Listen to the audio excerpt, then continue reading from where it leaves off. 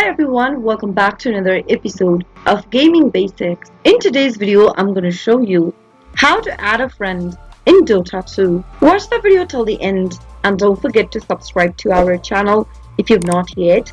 Press the notification bell so that you'll never miss another upcoming upload from us. To add friends in Dota 2, click on this human icon with a plus button at the top left-hand corner that indicates as an add friend button. Now, enter your friend's ID in the text box to search for. Your friend ID will look like this, which is displayed right beneath. Go ahead and type in the ID and click search.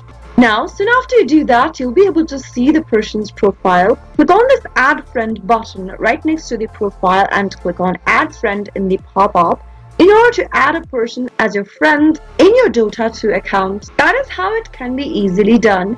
I hope the tutorial was helpful to you. If it was, go ahead and give us a thumbs up. I'll be back soon with more videos like this. Thank you for watching.